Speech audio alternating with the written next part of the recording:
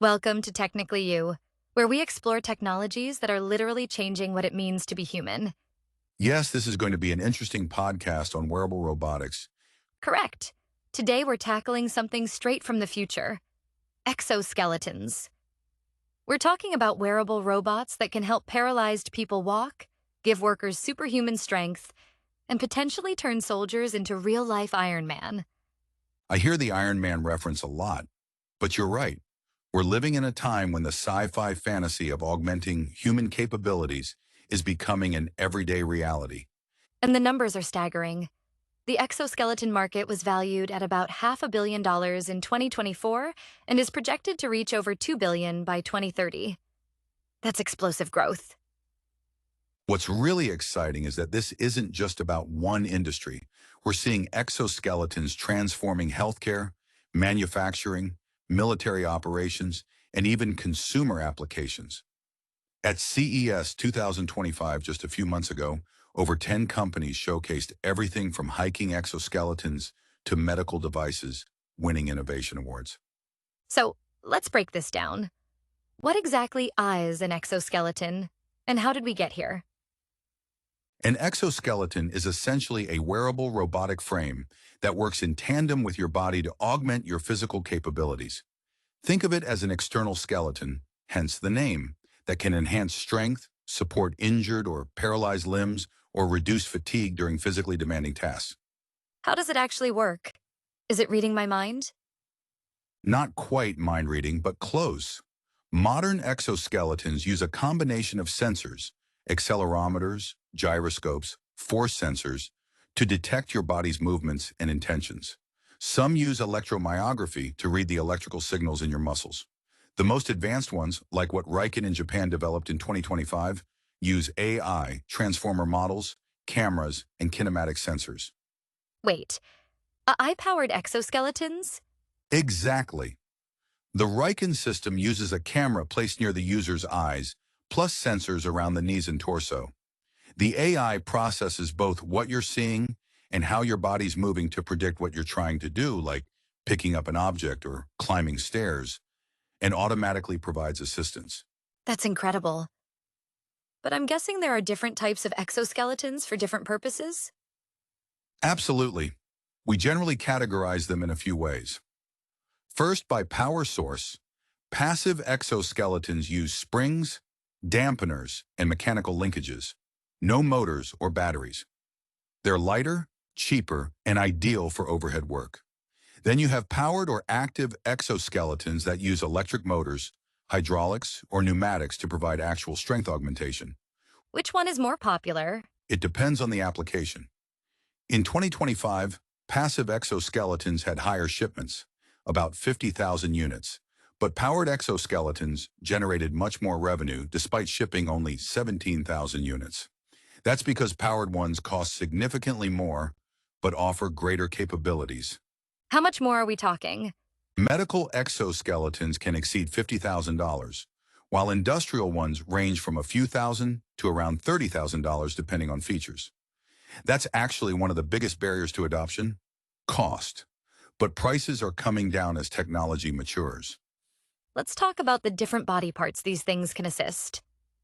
Sure, you've got upper body exoskeletons for arms and shoulders, popular in manufacturing and warehousing, where workers perform repetitive overhead tasks. Lower body exoskeletons for legs and back support. These are huge in healthcare for mobility assistance and rehabilitation.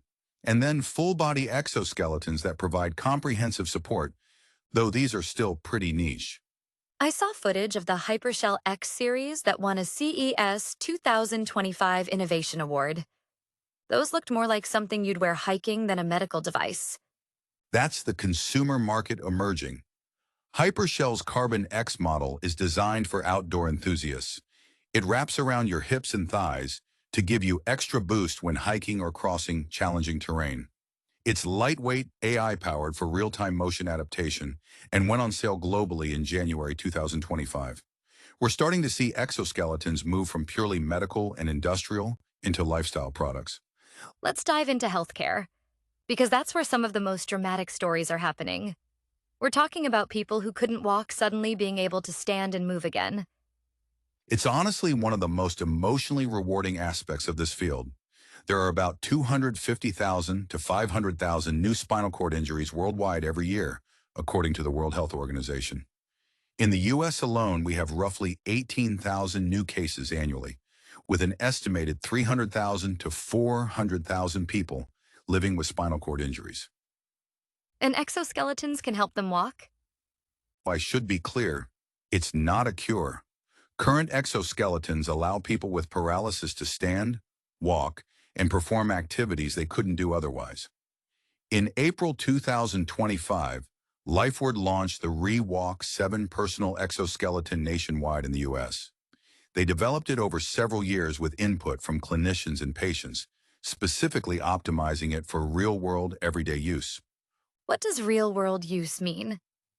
It means you can use it at home, not just in a clinic. The big breakthrough is self-balancing, hands-free devices.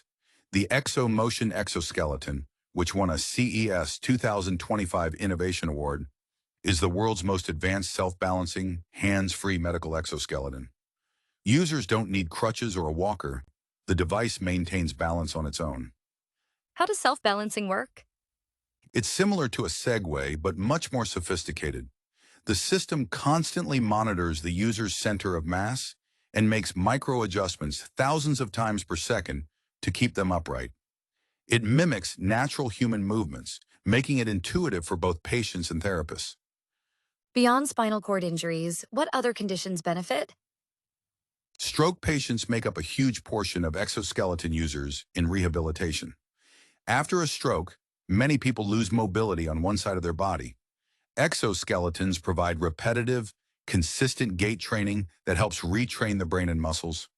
We also see them used for multiple sclerosis, cerebral palsy, and elderly patients recovering from surgeries or injuries. I read that exoskeletons might actually provide health benefits beyond just mobility. That's right. Research shows that regular use, 2 to 3 times per week for 1 to 2 hours, can improve bowel function, reduce spasticity, enhance bone density, improve cardiovascular health, and significantly boost psychological well-being. There's something profound about being able to stand and look someone in the eye instead of always looking up from a wheelchair. That's powerful. What about the clinical side? Are hospitals and rehab centers actually adopting these? Adoption is growing, but faces challenges. In February 2025, Wandercraft initiated a pivotal clinical trial for its personal exoskeleton, the first self-balancing device designed for personal use. That's huge because most exoskeletons currently require clinical supervision. We're also seeing partnerships like Exobionics working with Shepherd Center to integrate their ExoNR and Indigo exoskeletons into rehabilitation programs. But there are obstacles? Several. First, cost and insurance coverage. Many insurance systems don't fully cover exoskeleton therapy, making it inaccessible for average patients. Second, there's limited evidence for some applications, particularly gait training, so doctors are sometimes hesitant. Third, there's a real need for training programs. Both healthcare providers and patients need education on how to safely and effectively use this new technology. Let's shift gears to the workplace. I've heard these devices can prevent injuries and boost productivity. Is that hype or reality? It's real, but with caveats. The industrial exoskeleton market is booming because work-related musculoskeletal disorders are one of the biggest causes of worker disability. In healthcare alone, these disorders account for 95% of recognized occupational illnesses in some countries. Wait, healthcare workers use exoskeletons? Absolutely. Nurses and doctors who perform long surgeries or repeatedly lift patients are prime candidates.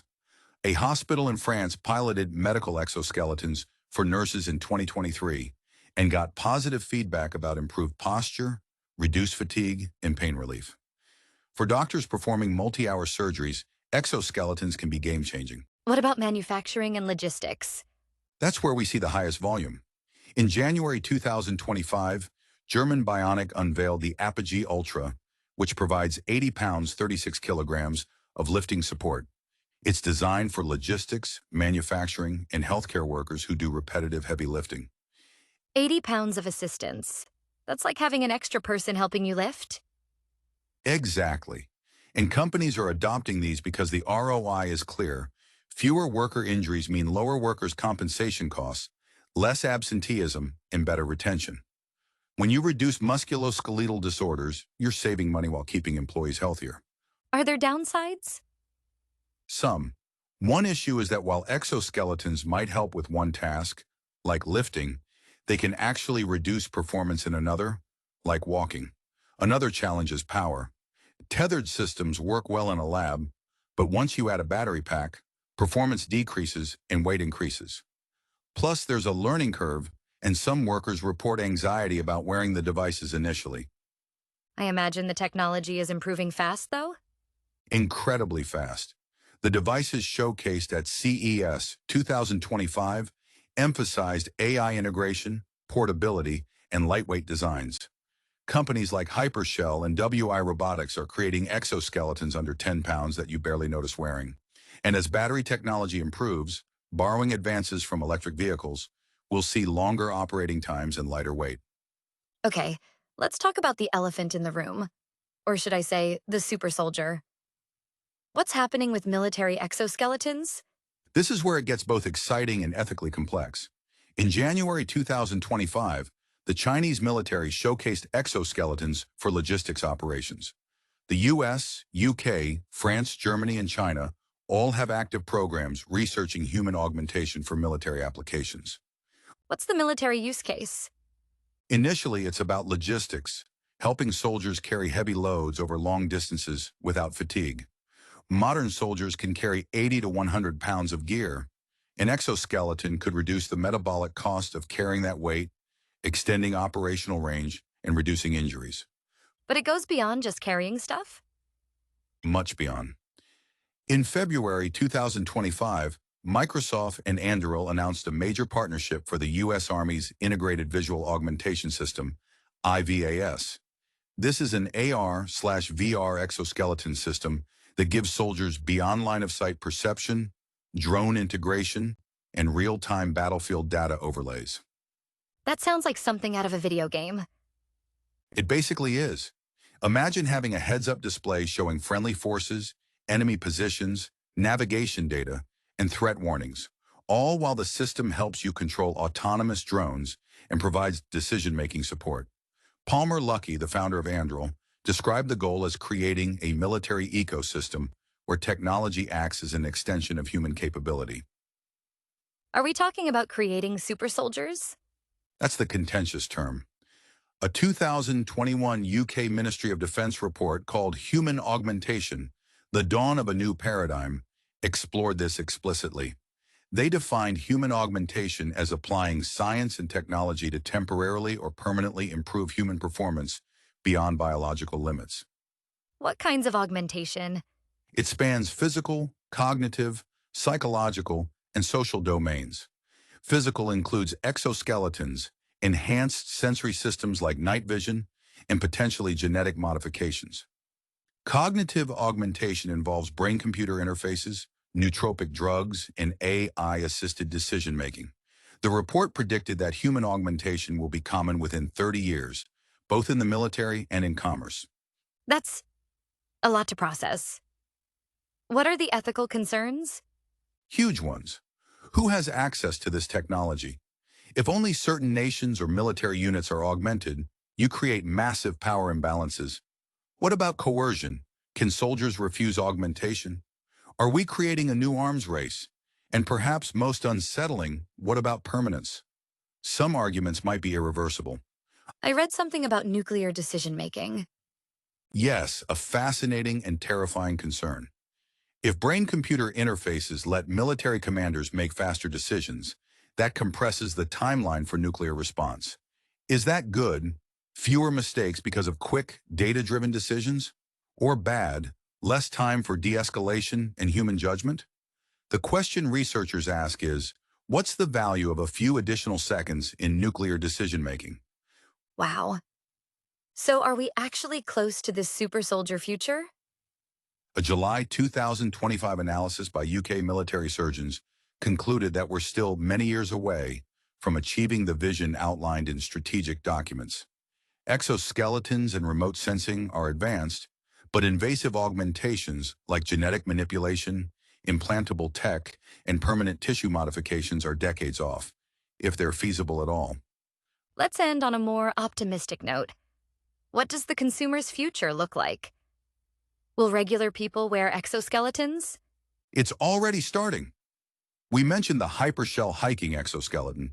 In November 2024, Hippo's exoskeleton released a knee brace with airbags designed to prevent ACL injuries in sports. We're seeing exoskeletons for skiing, for elderly people to maintain independence, and for people with mobility issues to travel. How much do consumer models cost? That's the key. The Hypershell Carbon X is priced for consumers, though exact pricing varies by market. As production scales and technology improve, we'll see prices drop significantly. Think about how expensive smartphones were initially. Now they're ubiquitous. What applications are you most excited about? Elder care, honestly. By 2030, 1 in 6 people globally will be over 60 years old. Exoskeletons could let elderly people maintain mobility, independence, and quality of life much longer. Imagine your grandmother being able to walk around, garden, and play with grandkids, things that would otherwise be impossible after 80. That's beautiful. And it's not just about physical capability. Studies show that continuous exoskeleton use enhances both physical activity and psychological parameters. There's dignity in being mobile, in not being dependent on others for basic movement. What about the average person? Will I be wearing an exoskeleton to work or the gym? Eventually, maybe. Not in the full robot suit sense, but we're already seeing soft exoskeletons, garments with embedded actuators and sensors that provide subtle assistance. These might help someone with chronic back pain, augment performance for athletes, or reduce fatigue for people in physically demanding jobs. When you say eventually, what's the timeline? The market projections tell a story. The exoskeleton market is growing at about 29% annually. By 2030, it'll be over $2 billion. By 2035, some forecasts show $20 billion. That kind of growth indicates mainstream adoption is coming. What needs to happen for that future to arrive? Several things. Continued technological advancement, lighter materials, better batteries, smarter AI, regulatory frameworks that ensure safety while not stifling innovation. Insurance and healthcare systems are recognizing and covering these devices. Education and training programs. And honestly, cultural acceptance. People need to get comfortable with the idea of augmenting their bodies with technology. So, we've covered healthcare, industry, military, and consumer applications. Maria, where does this all lead? What's the big picture? I think we're at an inflection point in human history. For the first time, we have the technology to systematically augment human physical capabilities. This isn't just about helping people with disabilities, though that's incredibly important. It's about rethinking the relationship between humans and technology. In what way? We're moving from technology as separate tools we use to technology as integrated extensions of our bodies. Your smartphone is external. Put it down. An exoskeleton becomes part of how you move through the world. And as these devices get more sophisticated, incorporating AI, brain-computer interfaces, and biological sensing, the line between human and augmented human gets blurrier. In what way? We're moving from technology as separate tools we use to technology as integrated extensions of our bodies. Your smartphone is external. Put it down. An exoskeleton becomes part of how you move through the world. And as these devices get more sophisticated, incorporating AI, brain-computer interfaces, and biological sensing, the line between human and augmented human gets blurrier. Is that exciting or concerning? Both. It's exciting because the potential benefits are enormous, extending healthy lifespan, reducing suffering, and expanding human capability. It's concerning because we need to ensure equitable access, address ethical implications, and make sure we're enhancing human dignity rather than creating new forms of inequality. What should people listening to this take away? 3 things. First, this technology is here now. not some distant future. Second, it will affect almost everyone in some way, whether as a patient, a worker, a caregiver, or a consumer. And third, we all have a stake in how this technology develops. The choices we make now about regulation, funding, access, and ethics will shape the augmented future we all inhabit. Any final thoughts? Just this. Human augmentation isn't about replacing humanity. It's about enhancing what makes us human. Mobility lets us connect with others. Strength lets us care for people we love. Capability lets us pursue meaningful work. If we do this right, exoskeletons and augmentation technologies won't make us less human. They'll make us more fully ourselves. That's a beautiful way to end. Thank you so much for walking us through this fascinating topic. My pleasure. Thanks for having me. That's it for today's episode of Technically You. If you enjoyed this conversation, subscribe and share with someone who's interested in the future of human capability. And as always, stay safe and stay curious.